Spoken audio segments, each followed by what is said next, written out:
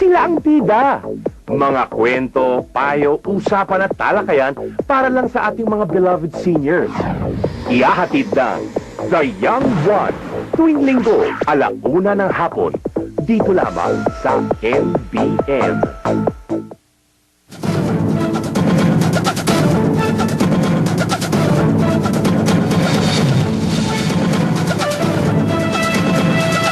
Nagmumula sa pambansang sentro ng balitaan ng National Broadcasting Network.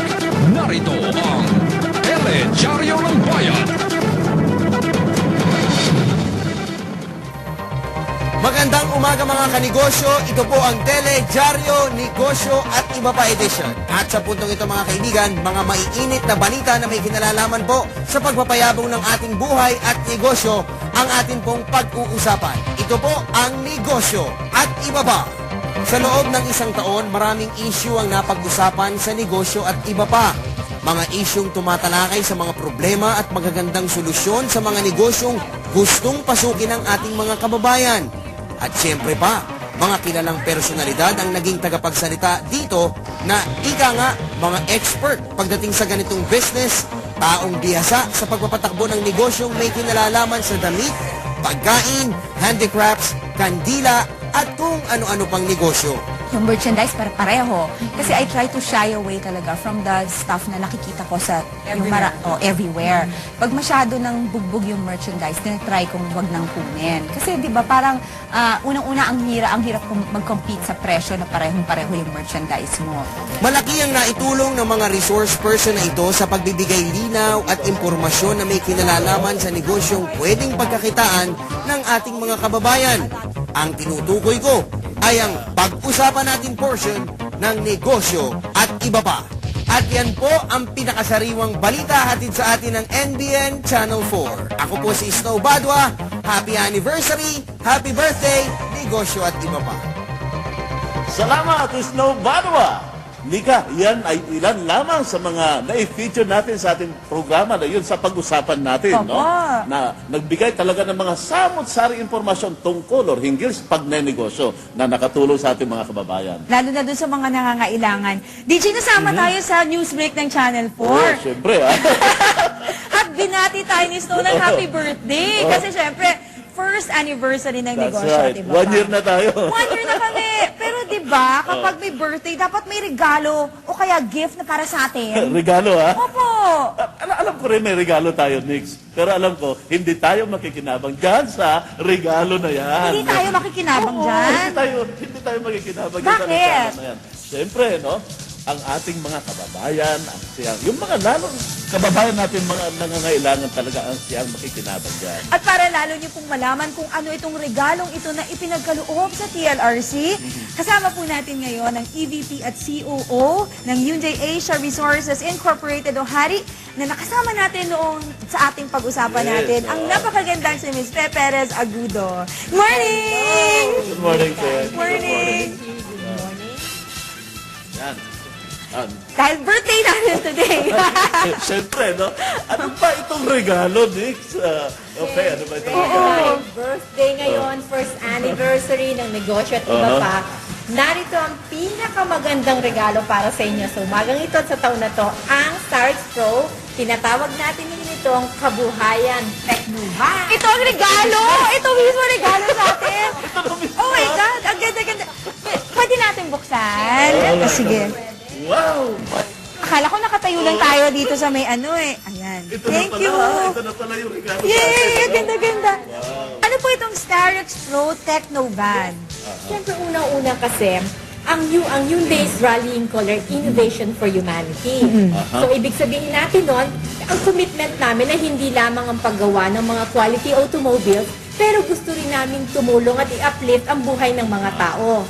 No? Environmentally and socially. Yung sense of mission. Yes, Ano, yan. kasi kagaya namin, humahanga kami sa TLRC, humahanga kami sa Thank negosyo at you. iba pa, dahil pinagbibigyan nyo ng pagkakataon ang mga Pilipino, negosyanteng Pilipino, para umangat ang buhay. Kaya we pay tribute to this mga negosyante at entrepreneurs. Kaya narito ngayon ang inyong Kabuhayan Technovan. Ngayon, ito yung suporta namin. Hindi sa inyong dalawa, ha? Iyan lang sabi ko sa'yo, hindi sa atin dalawa. Sige na nga. Ito ay para sa mga Pilipino at sa inyong mga natutuwa at naniniwala sa adhikain ng negosyo at iba pa dahil ito ay mobile, hands-on, no? Interactive learning facility for countryside access dun sa various TLRC programs at products, no? Makikita ninyo, custom-made talaga itong Oo technique nga. van na ito, ha? Tignan ninyo Kumpleto yung ba? loob, kumpleto yan. May training modules dyan. Sa Pwede loob. ka manood, no? Pwede Para kang panoorin mo manood. yung mga Yes. iba't ibang training, Correct. no? Internet ready yan, ha? Pati sa, pwede ka na rin. no? Kahit saan siya dali na dako, pwede. At meron yung audiovisual equipment at paraphernalia. Kompleto rin yan. May mga silya pa dyan, siyempre. Dahil e-library yan. Yan. Kung gusto nila mag-research, no? Uupo lang sila dyan, Yung no? EPLRC natin ginawa. Ang ganda ng regalo, Miss Fe. Multimedia information materials ang nandiyan sa loob yan. Ngayon, Ang pagkakaintindi ko, pakikipagtulungan ito ng TLRC at ng Hyundai. How did this project come about? alam mo, naghahanap ang TLRC ng partner. Ganon din naman ang Hyundai, naghahanap din ng partner. Nagkatugma yung misyon ng TLRC at ganon din naman ang misyon ng Hyundai. So, nag-match yung mission namin. So pareha.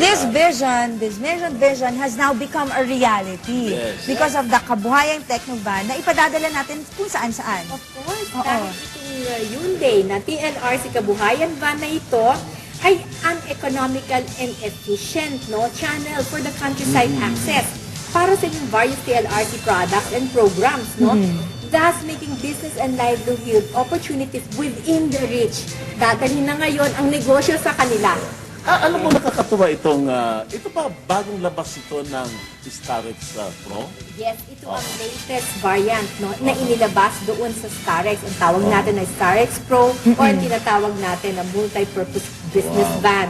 Hindi lamang pwede yan custom-made. Bakit kung ang negosyo mo ay shuttle service, pwedeng shuttle service yan. Pwede rin catering van yan. Pwede rin yan for express delivery. Napakadaming gamit. ng So, hindi business lang van. negosyo siya, kundi magdadala rin ngayon, no? Yes. Because of this Kabuhayan Van, magdadala rin siya at magtuturo ng negosyo sa ating mga kababayan. Yan ang Starex Pro. Yan ang Starex Pro. Oho. no? At ngayon, Kabuhayang Technovan na ng Yes. TLRC. Bakit ba Kabuhayang Technovan ang pangalan? Kasi naniniwala kami na may economic impact ang negosyo para sa buong Pilipinas. Kaya sabi namin, turuan mo ang tao na magkaroon ng negosyo, hindi lamang bigyan ng pagkain, kundi turuan mo siya para mas lumago at umasenso sa kanyang sariling kakayanan. Kaya tawag namin Kabuhayan Van Kabuhayan yan. Van. At hindi lamang yan, Nix. Ano pa, Ngayon, Luigi? yung ating mga kababayan, lalo na yung mga nasalanta ng iba't ibang kalamidad dyan, no? Usually, yung mga kababayan natin, parang helpless sila, no? Lalo na pagka nasalanta ka ng kalamidad, parang nawawalan ka ng pag-asa sa buhay. So, ito ngayon, no? Ito ngayon ay isa sa mekanismo natin para mag-respond immediately. I-deploy natin kaagad, di ba, Fe? Doon sa mga areas na yon para bigyan ng pag-asa. Bigyan ng pag-asa sa pamamagitan ng pagtuturo ng iba't ibang pangkabuhayan na mga impormasyon ang ating mga kababayan na nawawalan ng pag-asa na, tika muna, ito, may dala namin pag-asa. Kaya ang dala rin ng Starex Pro na ito, itong Kabuhayan Van na ito, ay pag-asa sa buhay. Makakaahon sila mula sa kahirapan at That's anumang right. kalamidad na kanilang naranasan. Exactly. Yan. At hindi lamang yan. Sabi mo kanina, may screen pa ito na malaki, Yes, di ba? ayan. Nandiyan dyan ang multimedia. May audio-visual equipment yan. Kaya kung gusto mong panoodin, hindi ka na kailangan pumunta pa doon sa inyong mga main office. Oo. Ayan na, pumasok ka, maupo, manood, magsulat, makinig. Pwede Ang ganda-ganda. Pwede mo. Actually, pwede ka mag-organize ng mga nakaupo lang dyan, no? Katapos nagpapalabas ka dito ng iba't iba. Yung pinapalabas natin ito. Yun nga, oo. Yung mga module natin, yung mga how to, paggawa ng sabon, paggawa ng Yes. tinapay, Tinapay. ng tinapay. Lahat na yun, no? Napakaganda namang regalo nito Oo. para sa ating mga kababayan. Siyempre, manganganak itong vision na ito dahil ito isa ring pagtawag o paghamok sa lahat ng negosyante na hindi lang tayo dapat para sa profit-driven. That's right. Kailangan may conscious effort tayo na tumulong sa kapwa Pilipino para maitulak natin ang progreso ng bayang Pilipinas. Alam mo, Nika, babanggitin ko ito ngayon, no? Talaga naman kami sa TLRC, no? Talaga naman abot-abot ang pasasalamat namin sa Hyundai Philippines dahil sa napakaganda nila, yung pag-share nila sa vision ng mission na yan, no? Para makatulong talaga sa ating mga kababayan. In fact, yung design mismo, imagine, bagong labas ng Starix Pro, no? Dinesign nila para mag-deliver ng mga pangkabuhayan information na yan sa ating mga kababayan. Yan ang Hyundai Philippines. Kaya lalong umuunlad ang Hyundai. Lalo na sa pamumuno ni Ms. Fe Perez Agudo. Ms. Fe, meron ho ba kayong parting words para po sa ating mga manonood at gayon din po sa negosyo at iba pa? Yes, syempre para sa negosyo at iba pa. Happy first anniversary. Ay, salamat po. At sabi ka nga namin, tuloy ang suporta namin sa negosyo at iba pa at sa lahat ng inyong mga adhikain. Sana magkita ulit tayo 100 years from now. Grabe! Sige po. Ayan, ito na ang ating birthday gift. DJ, may regalo talaga tayo. Alam mo, kaya sabi ko sa'yo kanina, Nix, Ano? matutuwa yung ating mga kababayan sa regalo sa atin ngayon. Hindi Totoo. tayong dalawa, ha? Kundi yung mga Yan. kababayan Pero natin. kahit hindi naman tayo magkita-kita, ang adhikain ninyo ay mananatili sa puso Buhay. ng Pilipino At mananatiling buhay. Totoo po. Aha. For many, many more years to come. Kayo ba magdadrive niyan? Maganda i-drive Pwede? ito, ha? O sige, sasakay ako dito. Manood ako Sasakay TV. ka. Sige. Maraming salamat muli, Ms. Fe Perez Agudo. Thank you very much. Thank you, thank you, thank you. Alright. O, DJ. Yan, ha? Next, marami pa tayong ika nga matatanggap at patuloy pa rin ang blowout natin dito sa ating anniversary. Totoo, lalo na dun sa ating mga kababayan na nangangailangan. That's right. Pero gusto niyo pa pong malaman kung ano pa ang mga sorpresa namin sa inyo? Diyan lamang po kayo dahil tuloy-tuloy pa rin po ang unang anibersaryo ng negosyo. At iba pa? If I were to enter a business, gusto ko po yung rice retailer. Kasi po, when you entered into a rice business, sigurado pong patok siya kasi every people kumakain ng rice. So, mabenta siya and so malaki din yung profit. Computer shop. Kasi minsan nakakatulong sa mga bata, lalo sa mga estudyante. Nakakatulong po. Malaki yung kinikita sa computer shop. Lalo na kung marami. Aming mga pharmacies, mahalaga ang kalidad kaysa tatak. Gamot generic, tipid, pero effective. Generics at butika ng bayan. Sagot sa sobrang mahal na gamot. Kung ano ang mahalaga, yun ang ipararating. Kung sino ang otoridad sa mga issue, siya ang pagsasalitain. At ang boses ng Pilipino, siguradong maririnig sa Tinig ng Bayan. Ang Tinig ng Bayan ay hatid sa inyo ng PNOC Energy Companies at PCSO. Ang likod ay nagpapasalamat sa ating kaibigan si Tony at si Nika at sa NBN4 na katulad po namin nasa local government ay binibigang pagkakataon upang makipag-ugnayan sa ating publiko. Alam nyo, napakahalaga po yung pakikipag-ugnay, pakikipag-usap sa iba't ibang sektor ng ating lipunan. Isa marahil sa magandang feature ng programang Negosyo at Iba Pa ay ang segment na Doon Po Sa Amin. At dahil 1 year na ang Negosyo at Iba Pa, kasama na ang segment na Doon Po Sa Amin, muli nating sariwain ang ilan sa mga lugar na napuntahan natin kasama sina DJ at Nika. Talaga namang nag-enjoy tayo sa pamamasyal sa iba't ibang lugar at bayan dito sa Pilipinas.